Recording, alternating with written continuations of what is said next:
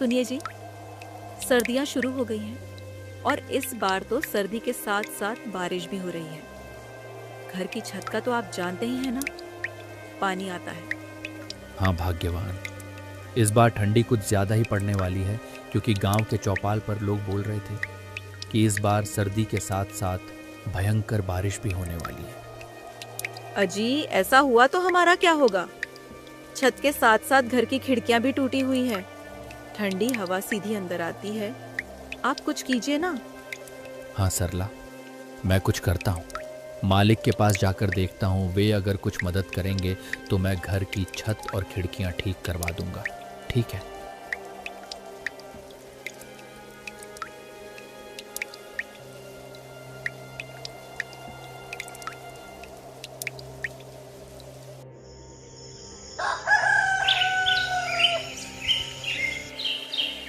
अगली सुबह लखन मालिक के घर की तरफ चल देता है।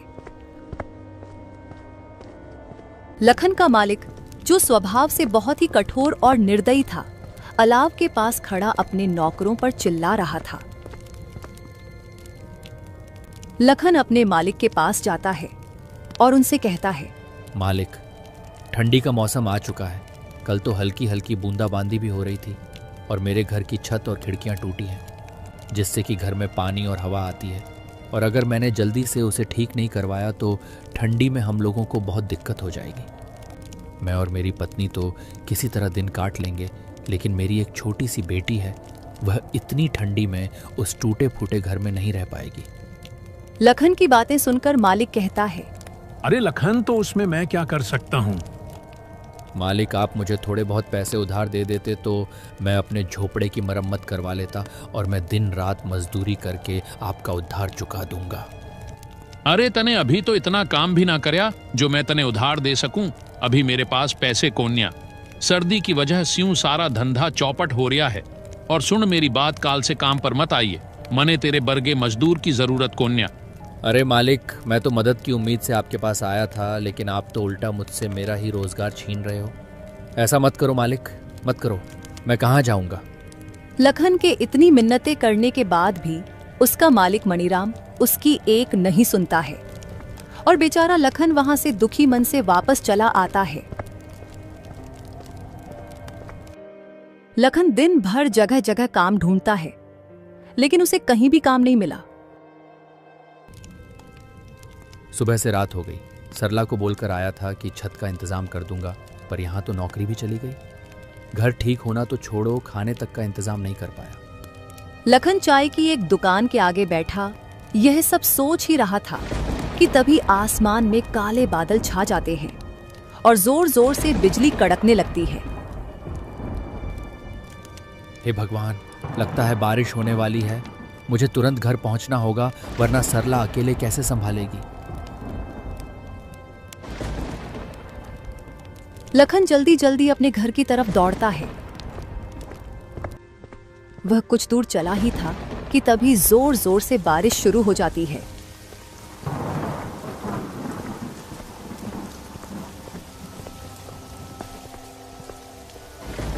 हे ऊपर वाले, ये कैसी परीक्षा ले रहे हो? पहले क्या आपको हमारे दुख कम लग रहे थे जो ऊपर से ये बेमौसम की बारिश और शुरू कर दी? धीरे धीरे बारिश बढ़ जाती है और चारों तरफ पानी ही पानी हो गया था, मानो कोई समुद्र हो, जिससे लखन का उसमें चल पाना बहुत मुश्किल हो गया था। वह एक पेड़ के नीचे रुक जाता है और बारिश के थमने का इंतजार करता है। हे भगवान, एक तो इतनी ठंडी और ऊपर से ये तेज बारिश। मेरे तो हाथ पैर सुन्न पड़ रहे हैं। इतने पानी में चल पाना भी मुश्किल हो गया है और घर पर बेचारी सरला अकेली परेशान हो गई होंगी। लखन काफी देर तक उस पेड़ के नीचे बारिश के रुकने का इंतजार करता है, लेकिन बारिश थी कि रुकने का नाम तक नहीं ले रही थी।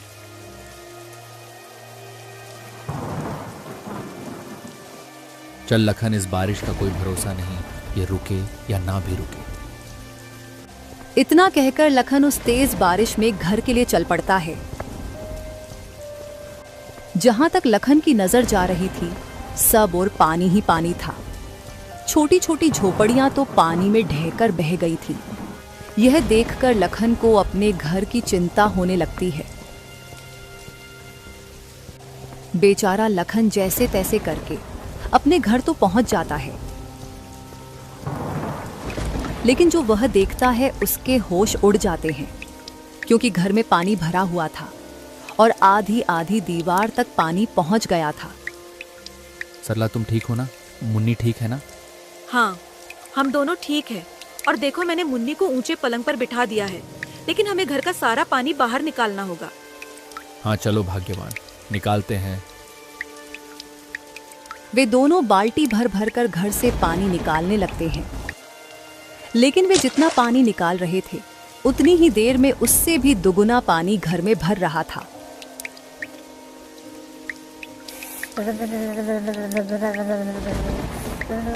माँ, बापू, ये पानी तो बढ़ता ही जा रहा है। मुझे बहुत डर लग रहा है। अरे मुन्नी, मेरी बच्ची, तुम डरो मत, सब ठीक हो जाएगा। सरला अपनी बेटी को दिलासा दिलाती है, और वे बेचारे इस समय कर ही क्या सकते थे।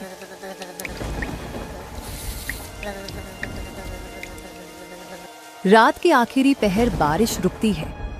वे जैसे तैसे करके उस रात को बिताते हैं।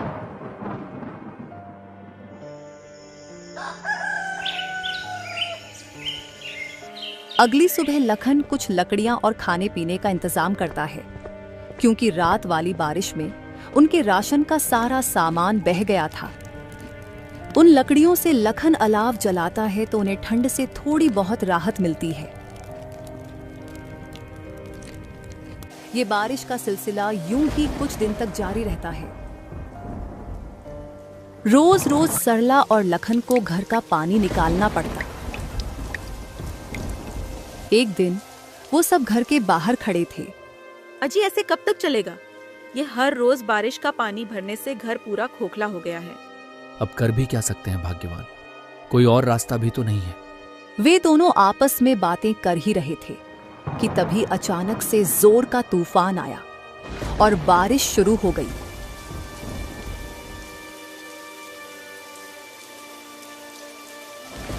देखते ही देखते लखन का सारा घर बारिश में पूरी तरह ढह गया। हे भगवान, ये क्या हो गया?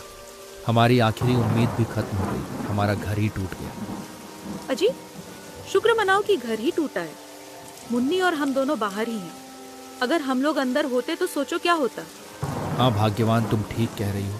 भगवान का लाख लाख शुक्र है, कुछ अनहोनी नहीं हुई। पर अब ऐसे में हम मुन्नी को लेकर कहाँ जाएंगे? इतनी ठंड और बारिश में भीगकर हम सब बीमार हो जाएंगे।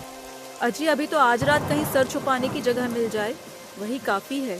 कल का कल देखेंगे। हाँ, वो हमारे पड़ोसी है ना मंगतू भैया, आपके जिगरी दोस्त, उन्हीं के यहाँ चलते हैं। हाँ, तुम सही कह रही हो भाग्यवान। मंगतू हमारी मदद जरूर करेगा, दोस्ती किस काम आएगी आखिर।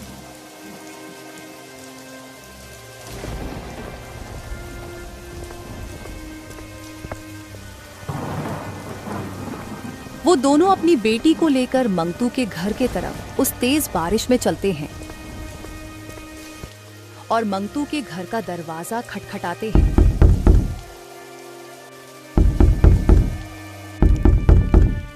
अरे भाई, इतनी तेज बारिश में इतनी रात को कौन दरवाजा बजा रहा है? अजी, बैठे बैठे बातें बना रहे हो, जाकर देखोगे तब पता चलेगा ना। भाग्यवान, तुम ज्यादा मत बोलो, चुपचाप पकौड़े बनाओ।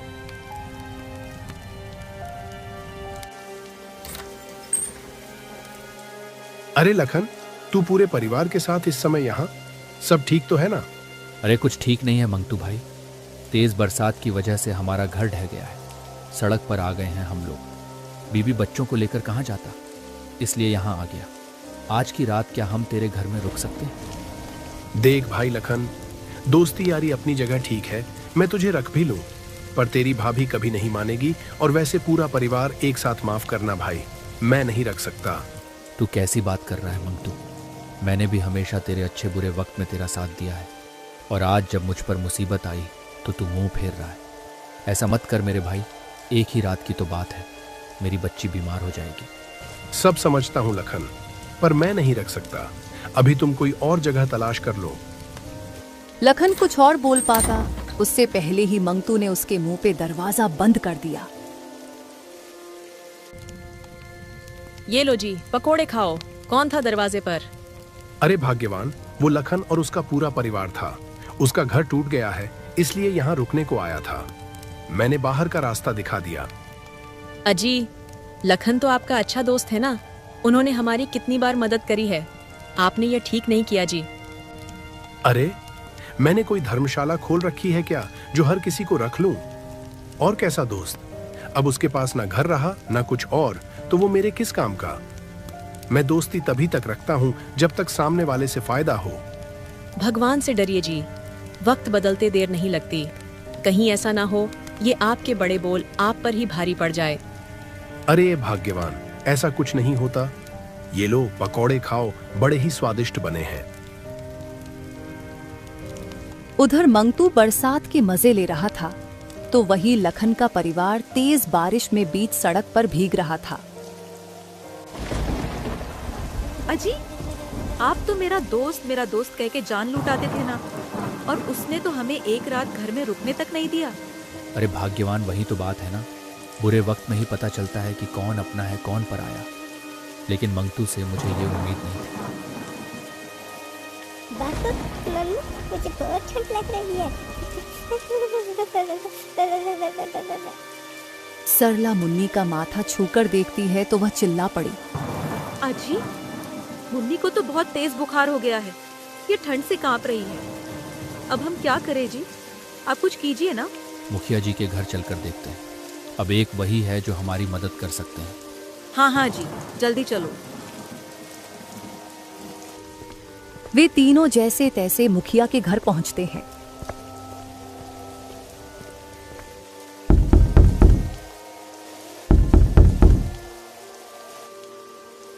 हाँ भाई, लखनऊआ बोल का हुआ? कैसे आना हुआ? इतनी रात में काहे कुंडी बजावत है? मुखिया जी, वो बारिश से मेरा पूरा घर टूट गया, मैं बेघर हो गया हूँ, मेरी मदद करो। आज रात अपने घर में ठहरने दो। क्यों भाई, मैंने तुम लोगों का ठेका ले रखा है क्या? पता नहीं तुम लोग कहां से चले आते हो मुंह उठाकर। मुखिया जी, आप गांव के करता धरता है, अगर बुरे समय में आप ही हमारी मदद नहीं करेंगे तो और कौन करेगा भला? अरे मुखिया हूं तो क्या हुआ, मेरी हवेली कोई धर्मशाला थोड़ी है। अब तू यहाँ से चुपचाप जा रहा है या नौकरों से धक्के मार के निकल आऊं? मुखिया ने उनकी एक भी नहीं सुनी और उन्हें धक्के मारकर हवेली से निकलवा दिया। रात भर वो कभी किसी रिश्तेदार का तो कभी दोस्त के घर का दरवाजा खटखटाते रहे, पर किसी ने भी उनकी मदद नहीं की। थक हार कर वे बेचारे एक पेड़ के नीचे बैठ जाते हैं। आज दिखा दिया लोगों ने, कोई किसी का अपना नहीं होता। आप हिम्मत मत हारिए जी, ऊपर वाला सब देख रहा है, वह हमारी जरूर मदद करेगा। एक दिन हमारे भी जरूर दिन बदलेंगे, और जिन्होंने आज हमें आंखें दिखाई है ना, भगवान उनकी आंखें एक दिन जरूर झुकाएंगे। वे रात भर ऐसे ही बारिश में भीगते भीगते अपनी किस्मत को रोते रहे।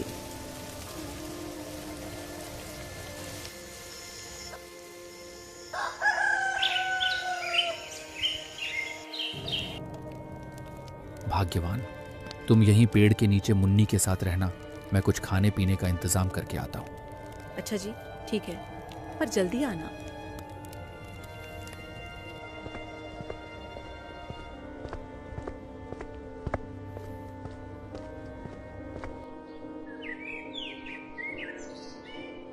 शाम होने से पहले लखन अलाव जलाने के लिए लकड़ी, खाने पीने का सामान और मुन्नी की दवाई का इंतजाम करके आ जाता है।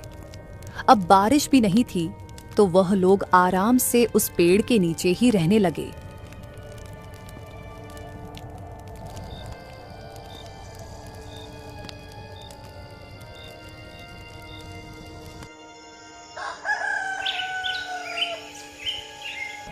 एक सुबह लखन का दोस्त मंगतू वहां से गुजरता है। अरे भाई लखन, तेरे इतने बुरे दिन आ गए जो इतनी ठंडी में ऐसे पेड़ के नीचे रहना पड़ रहा है। थू थू थू, मुझे देखकर बड़ा अफसोस हुआ। बस मंगतू भाई, वक्त वक्त की बात है, आज तुम्हारा समय है, तुम हम पर हंस लो, कभी ऊपर वाला हमारा भी समय लाएगा। अरे सड़क पर आ गए हो फिर भी इतना घमंड? ऐसा क्या हाथ लग गया तुम्हारे? चलो कोई ना, तुम ऐसे में ही खुश रहो। मंगतू उनका मजाक बनाकर चला जाता है, जिससे लखन और सरला की आंखों में आंसू आ जाते हैं। भाग्यवान, तुम इसकी बात को दिल पर मत लेना। चलो ठीक है, तुम खुद का और मुन्नी का ख्याल रखना। मैं कोई काम देख कर आता हूं। लखन काम की तलाश में वहां से चल पड़ता है और वह गांव में बहुत जगह काम के बारे में पता करता है, लेकिन उसे कोई काम नहीं मिला। सरला और मुन्नी मेरा इंतजार कर रहे होंगे, मुझे जल्द ही वापस लौटना चाहिए।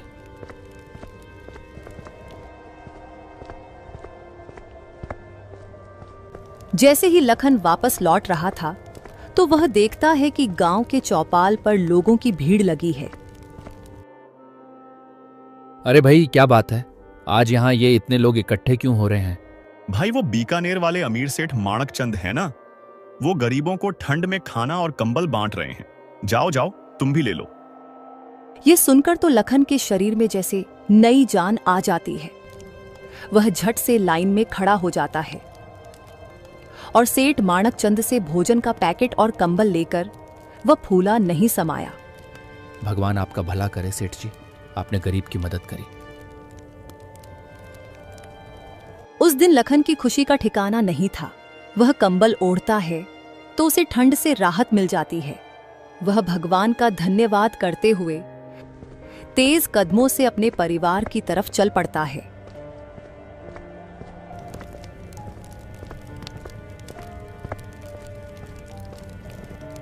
अजी, आ गए आप?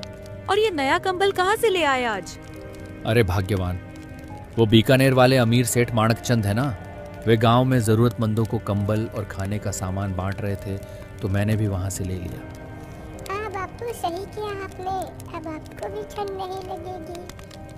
हाँ जी, मुन्नी बिल्कुल सही कह रही है। आपको इस ठंडी में इस कंबल से कुछ तो राहत मिलेगी। लखन और सरला आपस में यह सब बातें कर ही रहे थे कि तभी उनके पास एक बूढ़ा आदमी आता है। अरे बेटा, मैं 2 दिन से भूखा हूँ, मैंने कुछ नहीं खाया है, कुछ खाने को मिलेगा? हाँ हाँ, क्यों नहीं बाबा, आओ बैठो। लखन को जो सेठ से थोड़ा बहुत खाना मिला था, वह अपनी और अपने परिवार की परवाह किए बिना उस बूढ़े आदमी को दे देता है।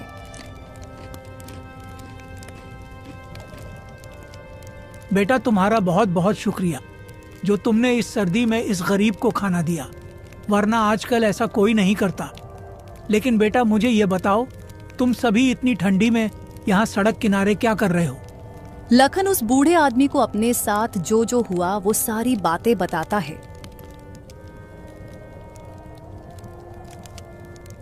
अरे बेटा, तुम्हारे साथ तो बहुत बुरा हुआ, माफ करना। मैंने तो तुम्हारा सारा खाना भी खा लिया। अब इतनी ठंडी में तुम लोग क्या खाओगे? अरे बाबा जी, कोई बात नहीं, मदद करना तो हमारा कर्तव्य है। अरे बेटा, मैंने आज तक तुम जैसा निस्वार्थी आदमी नहीं देखा। तुमने अपनी और अपने परिवार की परवाह किए बिना मुझे भोजन दिया।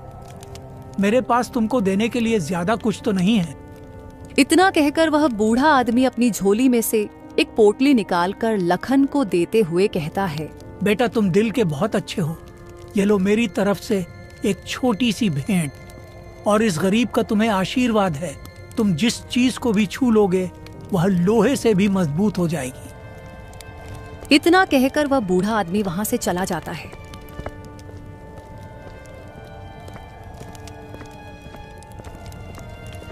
क्या लगता है भाग्यवान, क्या हो सकता है इस पोटली में? अजी, वो बूढ़े बाबा तो बहुत ही गरीब लग रहे थे देखने में। वो भला हमें क्या ही दे सकते हैं? खोलकर देखते हैं, तभी पता चलेगा। फिर लखन और सरला उस घड़े को खोलकर देखते हैं तो उसमें बहुत सारे सोने के सिक्के थे। लखन और सरला की खुशी का तो कोई ठिकाना नहीं था। अरे बाप रे, इतने सारे सोने के सिक्के! हाँ सरला, मुझे तो लगता है वह बूढ़े बाबा कोई साधारण इंसान नहीं थे। हाँ जी, सही कहा आपने। लगता है भगवान ने हमारी सुन ली। अब उनके दुख के दिन समाप्त होने वाले थे।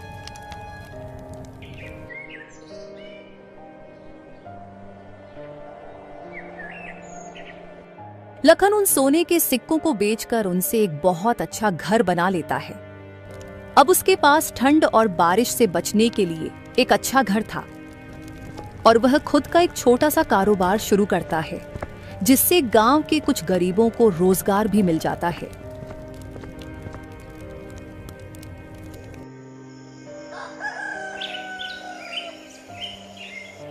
कुछ दिन बीत जाते हैं। वो कहते हैं ना, समय बदलते देर नहीं लगती। एक दिन अचानक आसमान में काले बादल छा जाते हैं और हवाओं के साथ जोर जोर से बिजली कड़कने लगती है और देखते ही देखते भयंकर बारिश शुरू हो जाती है।